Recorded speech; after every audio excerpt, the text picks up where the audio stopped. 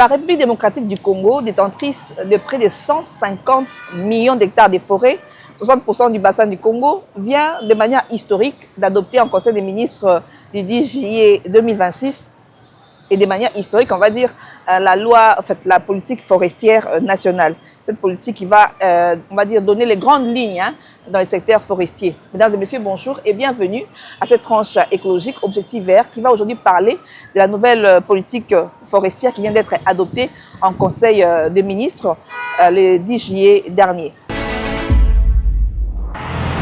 Alors, pour parler de cette question sur la politique forestière, c'est quoi une politique forestière? A-t-elle été bien adoptée? A-t-elle été bien rédigée?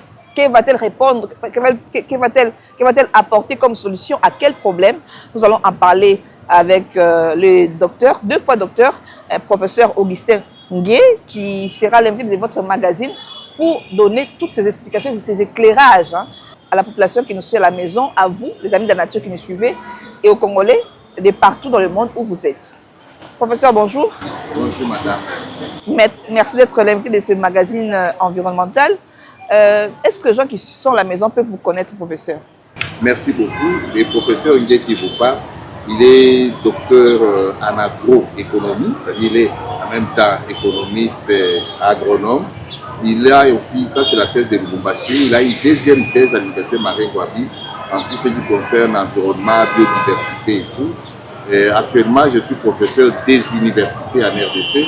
J'enseigne à l'INILU, dans l'université de Lubumbashi, Kolwezi, plusieurs académies, ainsi de suite. Et puis, je suis aussi à l'université Marie-Ngouabi. Je suis aussi professeur à l'IES, là où je viens me trouver, mais j'enseigne aussi là. Merci beaucoup. Comme les présentations sont faites, nous allons quand même avancer. Professeur, dites-nous aujourd'hui, les gens qui nous suivent entendent parler de la politique forestière, ils entendent parler de pays solutions, mais est-ce qu'on peut comprendre, est-ce qu'ils peuvent comprendre c'est quoi une politique forestière nationale? Une politique forestière, c'est quoi? Une politique forestière, c'est un document qui reprend la vision que vous avez, la mission, les objectifs, ainsi que des actions que vous pouvez mener pour transformer les ressources forestières en richesse. Okay. Oui, donc la politique forestière doit conduire à la transformation des ressources forestières. Si je dis ressources forestières, je ne dis pas seulement les bois, tout ce qu'il y a comme service écosystémique et tout, en richesse pour la population, et montrer même la répartition de cette richesse-là de façon équilibrée. C'est ça en fait ce qu'il y a dans la politique forestière. Et après la politique forestière, là, il y a les codes forestiers, ainsi de suite. Aujourd'hui, la RDC est engagée dans une réforme forestière qui est en cours. La politique, je l'ai dit tantôt, vient d'être adoptée en Conseil des ministres. Qu'est-ce que la politique va apporter dans la gestion de ces 150 millions d'hectares de forêts que possède la RDC, pays solution? Merci beaucoup. Je pense que lorsque vous dites vous-même 150 millions de forêts, et ça c'est un million d'hectares de forêts. Donc vous avez raison, vous avez compris que c'est immense. Ouais. Et ces 150 millions de forêts n'est pas uniforme. Ça veut dire même lorsque vous élaborez une politique forestière, vous devez tenir compte de la territorialisation, c'est-à-dire de l'adaptation de cette politique-là par rapport aux différents espaces géographiques et caractéristiques des forêts que vous pouvez avoir. Et idéalement, je dis bien idéalement ou théoriquement, lorsqu'on élabore la politique forestière, c'est pour que, vous puissiez protéger la forêt sur le plan écologique, ça signifie diminuer la déforestation et ainsi de suite. De deux, pour que vous puissiez générer des revenus ou bien améliorer la contribution du secteur forêt dans les PIB, ça c'est l'aspect économique, c'est ça même la richesse, et puis voir comment cette richesse peut être répartie de façon équilibrée, équitable entre les différentes parties prenantes pour amener au développement. Donc bref, la forêt doit continuer sur les plans écologiques, économiques, social, oui même, je peux dire même culturel et tout. Donc c'est ça en fait, lorsqu'on fait une politique, on doit s'attendre à ça. D'accord. Oui. Là c'est théorique. D'accord. Mais professeur, vous êtes parti des questions, on va dire, l'apport en fait de ces forêts-là sur les plans que vous avez tantôt énumérés. Mais cette politique devrait aussi régir notre position par rapport au monde. Est-ce qu'il doit aussi, on va dire, diriger les prises de position de la RDC dans le concert des nations quand on parle des questions climatiques, par exemple? Effectivement, parce que là, c'est dans les aspects écologiques de façon générale. Il y a la lutte contre la déforestation. Mais lorsque vous diminuez déjà la déforestation, vous contribuez à la séquestration des carbone. Tout à fait. Donc, la forêt peut être considérée comme le poumon même du monde. À partir de là, la RDC peut devenir un pays hautement stratégique parce qu'il est important pour toute la planète. D'accord. Toujours en se basant sur la politique forestière? La politique forestière doit répertorier tous ces aspects. Et la politique forestière, c'est comme si on vous posait la question aujourd'hui, qu'est-ce qu'il faut faire pour que réellement nous puissions répondre à tous ces objectifs? Comment nous devons le faire? Quand nous devons le faire? Avec qui nous devons le faire? Et puis avec quels moyens on doit le faire? C'est de ça qu'il s'agit dans la politique. D'accord. Est-ce que cela n'est pas un motif de satisfaction pour le pays qui vient de voter pour la première fois sa politique nationale sur les forêts? Oui, pour répondre à cette question, je vous dirais, c'est comme nous, en 1960, nous avons une indépendance, tout le monde a chanté indépendant, tcha-tcha. Mais aujourd'hui, 60 ans après, qu'est-ce que nous avons? Nous n'avons rien. Je prends le code forestier de 2002, c'était salué aussi, non? Et aujourd'hui, 20 ans ou 30 ans après, qu'est-ce qu'il y a? Il n'y a rien. Et puis vous prenez tout ce que vous avez comme instrument, des documents, des politiques, même dans d'autres secteurs énergétiques et tout. On les a, si c'est adopté, je ne sais pas. Mais est-ce qu'il y a de l'énergie réellement dans les différents ménages? Il n'y aura pas de payer dans les noirs. Donc le problème, ce n'est pas d'adopter les documents, mais le problème, c'est d'adopter les documents qui est solution au problème qui se pose. Donc de ce côté-là, moi je peux saluer l'effort de son Excellence Madame la Ministre, je peux saluer l'effort du gouvernement ou bien l'effort du président de la République en général pour prendre le contrôle de la gestion des forêts, mais cependant, si l'aspect technique a failli, c'est-à-dire les gens qui devaient élaborer ces documents, ils n'ont pas donné un document approprié. Parce que ce document est vide. Oui, c'est ça. Vous posez un problème ici de technicité, la manière d'adopter, de solutionner les problèmes qui existent. À votre sens, ce document qui a été adopté ne solutionne pas les problèmes liés au secteur forestier? Oui, effectivement, parce que là, je peux compléter d'abord avant de répondre à la question. C'est comme si on t'informait aujourd'hui, ta femme a accouché. Il faut demander d'abord, ma femme a accouché un enfant vivant ou bien un mort-né.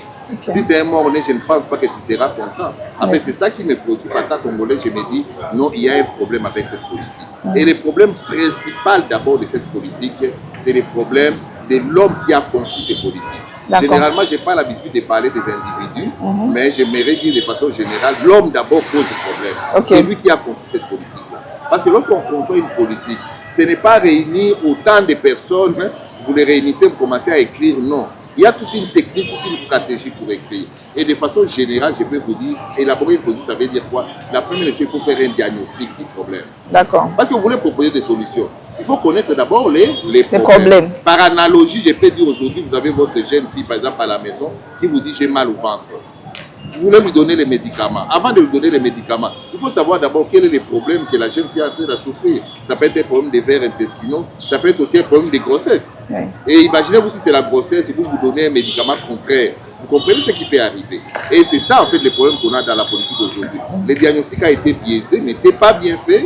Alors toutes les solutions qu'on a proposées, il n'y a pas de cohérence entre les diagnostics et les solutions proposées. On a vu, on va dire, l'engouement, une grande partie de la société civile qui a salué cette adoption, qui met l'accent sur l'historicité, on va dire, de cette adoption. Mais vous estimez que les critères d'évaluation d'une politique n'est pas basé sur les nombres de parties prenantes. Ça veut dire quoi? En fait, lorsqu'on évalue une politique, pour savoir que la politique est bonne, il ne suffit pas seulement de dire que tout le monde a participé. Si tout le monde a participé, ils sont satisfaits par rapport aux perdièmes qu'ils ont reçus, aux ateliers qu'ils ont fait. Là, c'est tout à fait normal. Mais est-ce que les contenus, il faut poser maintenant la question aux gens qui sont satisfaits, qu'est-ce qui vous rend satisfait? Parce que je vous informe que même la répartition des tâches par rapport aux différentes parties, même cette société civile elle-même n'est pas citée dans cette politique. Or, la société civile doit jouer un rôle capital. Si vous me dites aujourd'hui, les fonctionnaires du ministère de l'Environnement sont très satisfaits. Mais là-dedans, je vous dis, on ne parle même pas de carrière, gestion des carrières des fonctionnaires de l'environnement. Vous estimez que l'actuelle politique ne prend pas en compte l'homme? L'actuelle politique, c'est une politique de la ressource lignée, donc de l'arbre. On ne prend pas en compte l'homme. On devait prendre d'abord l'homme qui doit mettre en œuvre cette politique-là. Ce qui n'a pas été fait. Parce qu'aujourd'hui, moi je t'informe, si tu vas à l'Oja, à Malembakou, tous ces agents qui font des bruits là de l'environnement ne sont pas là. Ne sont pas là. Même s'ils pouvaient être là, ils ont quelle expertise pour gérer cette forêt-là, ou bien pour surveiller cette forêt-là. C'est un problème aujourd'hui. Donc ici, le problème serait au niveau de la prise en compte de l'homme comme étant gestionnaire de cette forêt. Pourquoi ils n'ont pas pris en compte l'homme? Je vous ai dit, les vrais problèmes, c'est les diagnostics. D'accord. Aussi longtemps qu'on n'a pas identifié les vrais problèmes liés à notre forêt, donc toutes les solutions qu'ils ont proposées, ce sont des copier-coller. Parce que ce ne sont pas des solutions qui se rapportent aux problèmes. D'accord. Si on vous dit élaborer une politique, madame, c'est très simple. Ça veut dire identifier les différents problèmes et puis proposer des solutions à chaque problème. Alors, professeur Nguy, vous avez déposé un mémorandum auprès de la Première ministre. Dans ce mémorandum, vous parlez de la prise en compte urgente de ces recommandations dans les processus d'élaboration du nouveau code forestier de la République démocratique du Congo. Je pense que les missions des constitutions provinciales ont été initiées par la ministre des tutelles. Vous demandez quoi avec ce mémorandum? En fait, ce que je suis en train de demander dans cette lettre-là, que j'ai adressée à toutes les autorités qui nous dirigent, qui ont la volonté, bien sûr, de gérer directement la forêt, j'ai tiré leur attention, en fait, parce que ce sont eux les décideurs. Je leur ai dit, faites attention. Voici les éléments qui manquent la politique. Notre politique, donc ce n'est même pas une politique, c'est juste un document comme une lettre d'amour. Il y a beaucoup d'éléments qui manquent. Donc, ça n'a rien comme élément. Comment vous allez vous précipiter directement à élaborer les codes forestiers? Mais le code forestier, c'est quoi? Le code forestier, c'est l'émanation, c'est la traduction sous forme juridique de la politique. Or, la politique de diagnostic a déjà été biaisée. Les solutions que vous avez proposées, ce ne sont pas les solutions appropriées au problème. Ça veut dire que les codes forestiers que vous allez élaborer, les solutions aussi ne seront pas les solutions au problème, si ce n'est que les solutions des perdiennes comme les solutions qui satisfont la société civile. En dehors de ça, il n'y a pas une autre solution. Alors, j'interpelle son Excellence en tant qu'autorité que je respecte beaucoup, tout à fait, de tenir compte des avis. En fait, ce que nous demandons à l'Excellence, ce n'est pas de nous envoyer dans des missions, dans des ateliers, non. On lui demande son Excellence, c'est l'avenir du pays qui est en danger. Parce que les erreurs que vous allez commettre aujourd'hui, c'est 30 ans même des générations futures qui vont souffrir. Donc, qu'est-ce qu'il faut faire? Tiens en compte des éléments qui manquaient dans la politique, intégrer ça même dans les codes. C'est faisable? Oui, c'est faisable parce que ce sont eux qui élaborent, bien sûr. Comment voulez-vous que ce qui manque dans la politique puisse être rajouté dans le code? Non, là, j'estime qu'on peut porter un pantalon rouge et une veste verte. L'essentiel est que ça puisse se concorder. C'est dans cette logique-là que nous allons aller. Vous savez bien que ça peut être fait, n'est-ce pas? Vous dites? On ne peut pas faire ça, n'est-ce pas? Maintenant, ce qui est dramatique, c'est quoi? Ceux qui élaborent même les codes n'ont presque pas l'image même de cette politique-là. C'est-à-dire, les codes est en train d'élaborer. Qu'est-ce qu'ils ont fait pour les codes? Je connais ce qu'il faut, leur manière de travailler. Ils prennent l'ancien code de 2002 qui a échoué. Ils tentent maintenant de façon ponctuelle comme ça à changer quelques articles, à ajouter des articles. En fait, ce n'est rien d'autre que l'ancien code forestier. Alors, je suis en train d'énumérer quelques griefs d'ailleurs que vous avez retenus sur la politique qui vient d'être adoptée pour aller, j'allais dire, de l'absence d'une stratégie détaillée de mise en œuvre. Ça veut dire quoi? On n'a pas explicité comment cette politique allait être mise en œuvre. Ça veut dire quoi? Qu'est-ce qu'on doit comprendre? Oui, moi je peux parler, cette politique-là, moi j'appelle ça, c'est comme un kwaku, un kalao, ou bien politique body. Ça n'a pas de culottes, pas de pantalons et tout, c'est juste des body. Donc dans cette politique, on parle de quoi? On parle de la vision, de la mission et des axes. Ça veut dire, on dit seulement, voici ce que nous voulons devenir, et on va aborder autant d'axes. Point. Comment y arriver? Comment y arriver, il n'y a pas. Maintenant, comment l'autorité, on a pu lui faire avaler, et puis même son Excellence, la Première ministre, que je respecte beaucoup par rapport à ses qualités intellectuelles et tout, qui a travaillé même au PNUD. Tu connais comment les documents des politiques se comportent, comment il a pris même un document comme ça et accepté que ça soit adopté. Parce qu'il n'y a pas de comment ça va s'appliquer. Ça va coûter combien? Il n'y en a pas. Des indicateurs de son évaluation, il n'y en a pas. Mais comment voulez-vous que cette politique-là marche? Vous estimez qu'on a présenté les axes sans montrer comment parvenir à ces axes-là? Il n'y en a pas dans ces documents. Vous parlez également de l'absence d'une stratégie nationale de financement. Une stratégie nationale, vous voulez dire? Très bien. Une stratégie, c'est-à-dire comment on fera pour financer cette politique. Parce que si aujourd'hui l'excellence, tous ces excellences-là, ils ont adopté les documents, mais il faut leur poser la question, ces documents seront financés comment? Il n'y a pas. Ça n'a pas été défini. Ça n'a pas été défini. Et je vous dis, au Sénégal, on vient comment je peux dire, d'empêcher la réforme forestière, la réforme de la Constitution. Pourquoi? Parce qu'on a introduit des postes qui n'étaient pas prévus. Qu'on n'a pas prévu comment ça sera financé. Okay. Parce que tous ces postes-là, politique forestière, ça va engager des frais, non? De financement. Mais il faut montrer la stratégie de financement. Tel qu'ils ont écrit leur politique, c'est les bailleurs. Les bailleurs de fonds. Ou des bailleurs de fonds. Or, une politique nationale de la forêt ne peut pas dépendre complètement des bailleurs. Aujourd'hui, vous avez également parlé dans votre lettre l'absence d'intégration explicite du corridor vers Kivu-Kinshasa. Le corridor vers Kivu-Kinshasa n'est pas, on va dire de manière explicite, mentionné dans la politique. Mais on a parlé de conservation. Oui, merci beaucoup, madame. Parce que vous parlez de corridor vert, je vous assure, j'allais déjà piquer une crise de tension. Parce que le corridor vert, là, c'est quelle superficie d'abord? C'est 500 000 km² de notre forêt. Et puis, ça prend presque tout ce qu'il y a comme forêt le long du fleuve Congo. À partir de Kisangani. À partir de Kisangani jusqu'à là où vous connaissez. Donc c'est ça même la forêt du Congo. Mais cette partie des forêts est mise sous un régime spécial de conservation communautaire. Dans cette politique, on parle de façon superficielle de la... On dit, on fera la conservation. On ne dit même pas comment on va faire. Maintenant, cette conservation communautaire, vous savez que c'est un régime spécial, c'est une nouveauté pour la RDC. Oui, c'est inédit. C'est inédit. Ça va être une occasion pour nous de définir ce que nous attendons par la conservation communautaire. Vous voyez, ça va être une occasion pour nous. Donc, une manière de plus tard dans les codes forestiers, pouvoir légiférer autour de couloirs verts. Parce qu'après cela, on allait partir dans les codes forestiers pour voir comment on peut légiférer. Ça va être une occasion même d'aider ces projets-là des corridors verts. C'est comme si on va avoir une politique forestière pour la forêt, les restes des forêts, et une politique forestière pour les corridors verts. Donc vous retrouvez avec des documents. Donc non seulement on n'a pas parlé de manière explicite du corridor vers Kinshasa, on n'a pas également prévu comment ça doit être fait. C'est ce que vous déplorez. Tout ça, ce n'est pas prévu. Or, dans un pays, tout doit être dans un document. Au cas contraire, c'est de l'improvisation et vous voulez avoir un bon résultat, comment? Et si on se disait que quand on parle de conservation, on va également le couloir vers Kinshasa. Bien que ce soit une aire protégée communautaire, ils estiment que quand on parle de conservation, on prend également en compte le couloir vert. Non, non, non, non. Ce sont des concepts vraiment différents et parallèles. Parce que la conservation, on ne voit pas l'homme là-dedans dans les aires protégées, en train d'exploiter, en train de consommer. Mais dans ces couloirs-là, il y a aussi ce qu'on appelle des concessions d'exploitation. Tout à fait, qui existait avant. Qui existait la avant. Création de l'aire protégée. Comment on va faire pour passer ce qui existait déjà, pour passer de l'autre côté. Et dans les projets, là, je ne connais pas ça vraiment de façon détaillée, mais il y a des aspects numériques, il y a des aspects des énergies renouvelables. Là-dedans, il y a beaucoup d'autres aspects là-dedans qu'on devait intégrer.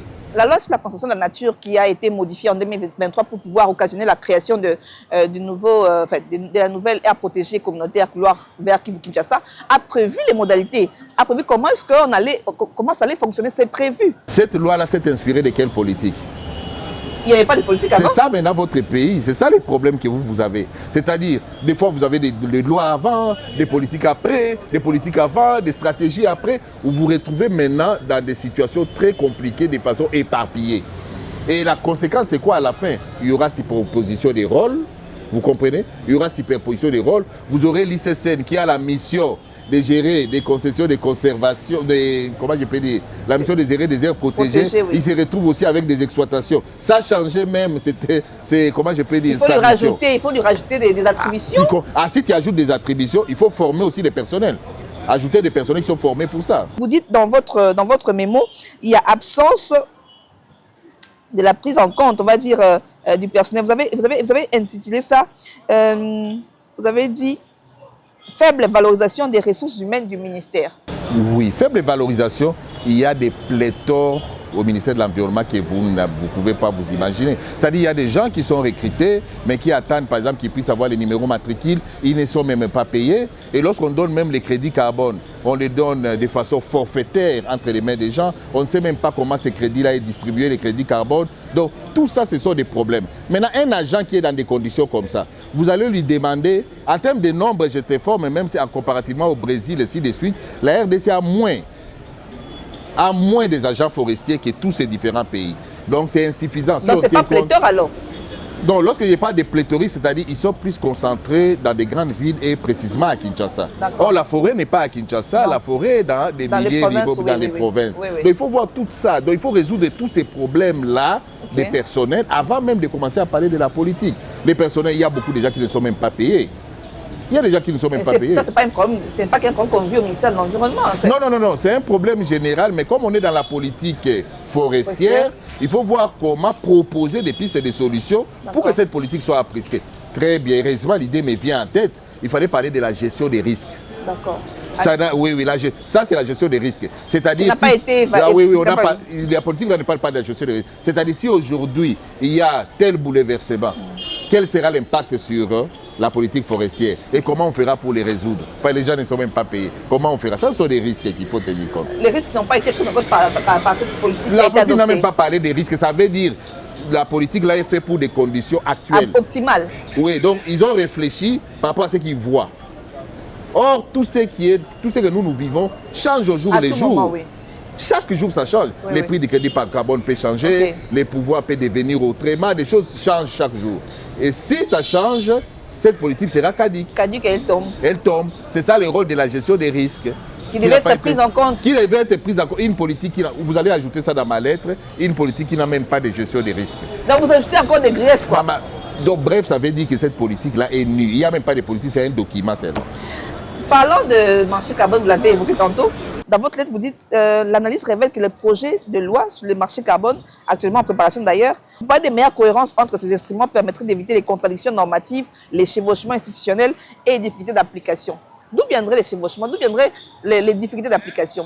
Les difficultés d'application viennent d'où? Lorsque les documents sont élaborés de façon éparpillée.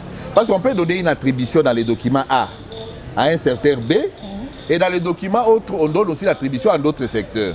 Et la finalité, c'est quoi? C'est le chevauchement. C'est comme aujourd'hui, on peut parler des bois énergie, ça dépend du ministère de l'énergie. Oui. Entre-temps, ça dépend du ministère de l'environnement. Les agents d'économie, les agents peuvent se retrouver là-bas, ils commencent même à s'entrequiser au parquet, au tribunal et tout. Vous voyez que ça, c'est vraiment un problème sérieux.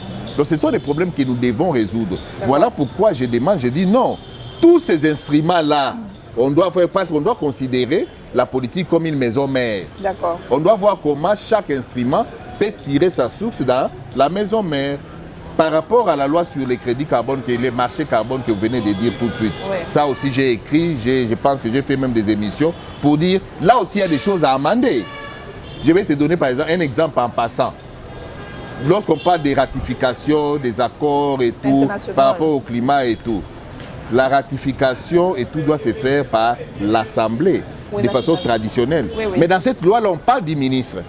Le ministre a seul le pouvoir de ratifier. Oui. Tu vois des confusions qui vont se poser. Les confusions parce qu'on parle des ministres en termes de représentants du gouvernement congolais, en termes de la nation.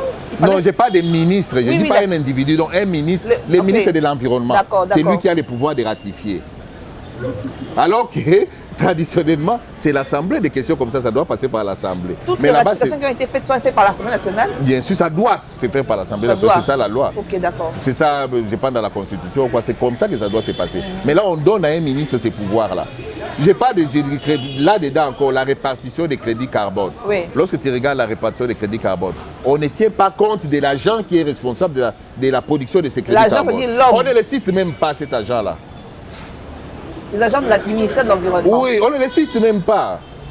Maman, comment ils vont commencer à produire l'argent qu'ils ne vont même pas toucher? Après, ils vont se retrouver emprisonnés, enfermés, ils vont commencer à brûler les pneus. Ou en train de faire des grèves par-ci par-là. En train de faire des grèves par-ci par-là. Mais c'est le moment. Pourquoi on ne peut pas assurer des partages équitables des bénéfices? Vous proposez dans votre lettre, si ces améliorations n'étaient pas examinées à ce stade, les risques existeraient de voir les insuffisances actuelles être reproduites dans les futurs codes forestiers. Qu'est-ce que vous craignez avec l'élaboration du code forestier dont l'émission a déjà été lancée? Ce que je crains, c'est quoi? Je crains que comme le code vient de la politique, comme la politique a tellement d'insuffisance, qui va réfléchir que dans les codes, on doit parler de conservation communautaire? Personne. Qui va parler des aspects liés à la répartition même équitable des bénéfices des forêts? Personne. Parce qu'idéalement, ils doivent s'inspirer de ça. Tout à fait. S'ils font autre chose, ça vient de leur tête. Là, maintenant, on aura une veste rouge avec un pantalon vert. Vous comprenez? Donc, il y aura incohérence de tout ce que nous avons comme document. Et c'est ça même à la base de notre sous-développement. Et donc, vous craignez qu'il y ait des incohérences si le code forestier actuel ne tient pas compte de vos annotations, de vos amendements? Oui, il y aura un problème sérieux qui peut avoir des répercussions même une dizaine d'années. Et pendant ce temps, les gens vont en souffrir. Il faut voir la pauvreté dans les milieux ruraux, comment c'est les gens qui ont des forêts, comment ils sont pauvres. Ok. Alors, vous déplorez le fait qu'on a présenté les axes sans montrer les manières d'atteindre ces axes-là. Et votre lettre, comment pensez-vous exécuter vos propositions? Non, dans ma lettre, j'ai prévu tout un document scientifique à côté où je donne des propositions, je dis voici les problèmes, voici les propositions et comment il faut les intégrer. Ok, mais ces propositions que vous avez faites ne peuvent être données que par vous, n'est-ce pas? Non, madame, c'est qu'il faut quitter la logique de la société civile non scientifique. Les problèmes, ce n'est pas seulement de remplir une salle avec 300 personnes pour donner des contributions. Les problèmes, c'est d'avoir une personne ressource qui est capable de vous donner des éléments qui peuvent améliorer la politique.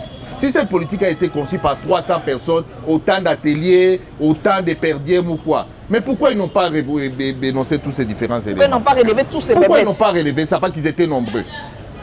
Il a fallu qu'un seul individu puisse donner ces éléments. Ça, maintenant, c'est un problème d'expertise.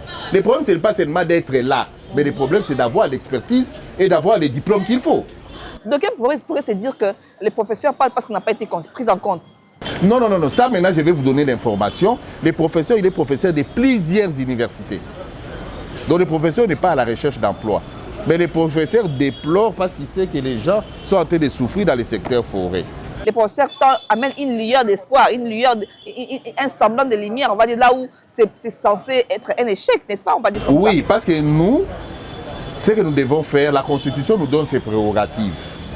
Lorsque vous voyez qu'il y a quelque chose qui ne va pas et tout ça dans votre pays, vous pouvez avoir le courage de, pas seulement de critiquer.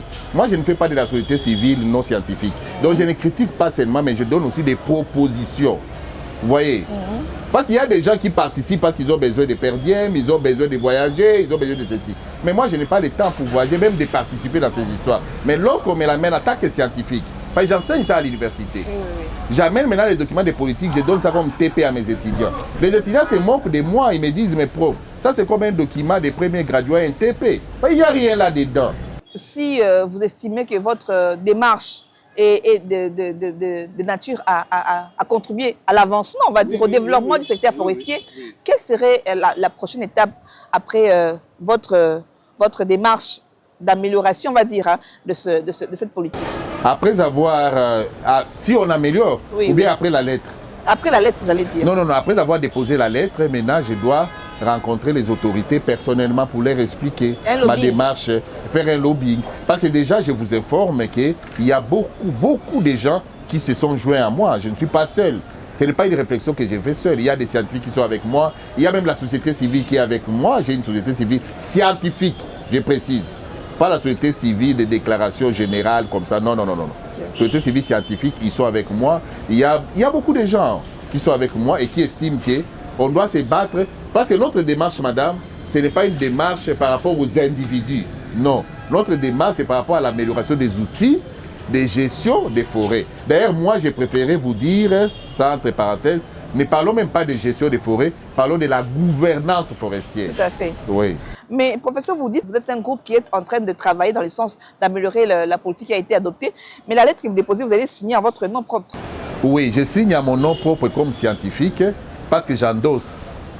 Il y a des personnes, vous comprenez vous-même ce que je veux dire, les non-dits, des personnes qui ne s'assument pas vraiment, mais qui donnent leur contribution. Mais si une personne ne s'assume pas, comment voulez-vous compter avec cette personne-là?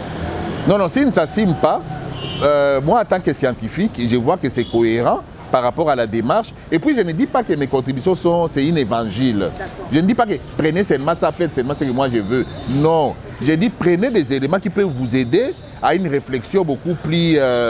Non, mais quant à l'amélioration, vous voulez qu'on puisse prendre? Quant à l'amélioration, je veux qu'ils puissent se prendre pour les aider à réfléchir davantage. Peut-être même ce que j'ai mis là-bas est moins. Oui. Parce que ces documents-là, c'est un cancer pour le secteur forêt. On doit crier tout, c'est un cancer. Donc ils sont en train d'introduire les cancers dans les secteurs forêts. Alors vous êtes vous-même un scientifique, vous l'avez revendiqué tout le long de cette émission. Vous êtes professeur, vous êtes 2 fois d'ailleurs docteur. Quelle est la participation, la place de l'université dans l'élaboration de cette politique, à votre avis? Ah, voilà pourquoi je vous dis qu'il n'y a que des biais. L'université, théoriquement, parce que j'étais presque dans les processus, je connais. Théoriquement, mais officiellement, l'université n'a pas participé. Même les chercheurs n'ont pas participé.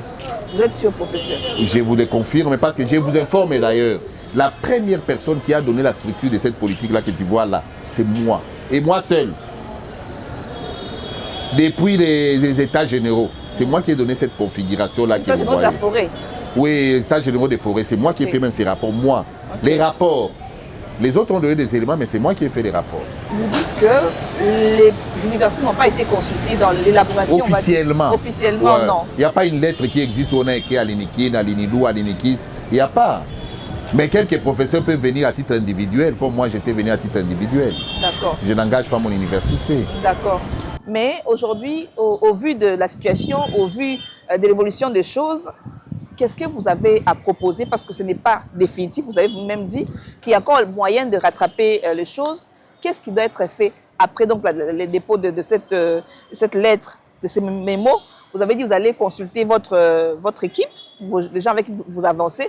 qu'est-ce que vous allez faire ensuite? Qu'est-ce qui doit être fait? Qu'est-ce qu'on doit attendre en fait de vous en termes de cette... Oui, nous, à notre niveau, nous avons déposé la lettre. On attend les feedbacks des autorités s'ils seront sensibles. Mais s'il faut que je leur propose, à la fin de ma lettre, j'ai bien dit. Je ne dis pas autorité consulte seulement moi, non.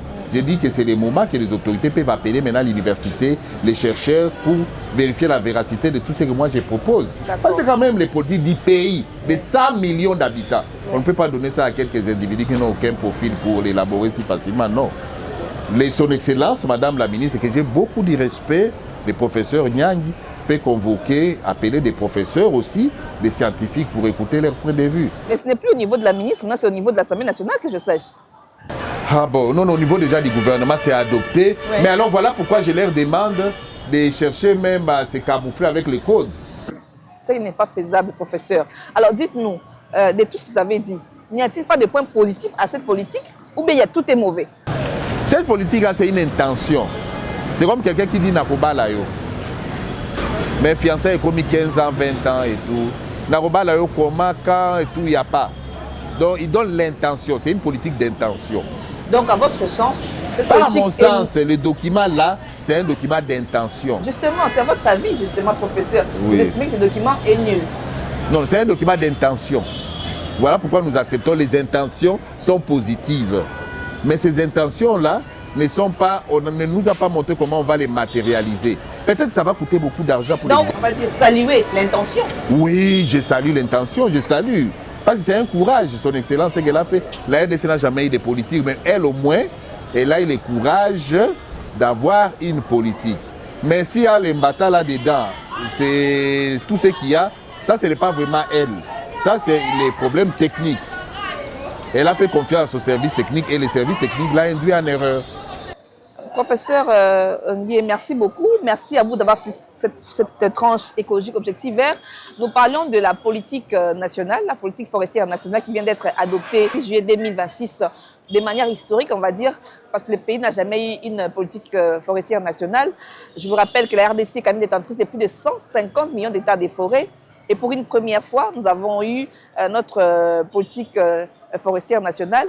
Au cours de cette émission, le professeur que j'ai recevé, le professeur Augustin Ngué, est revenu sur ce qu'il appelle intention de politique. Pour lui, cette politique est à revoir et il a déposé un mémo auprès de la Première ministre pour, on va dire, apporter des améliorations au niveau de l'Assemblée nationale. Merci à vous d'avoir suivi ce programme écologique. D'ici là, portez-vous bien, prenez soin de vous, mais surtout de votre environnement. Au revoir et à très bientôt.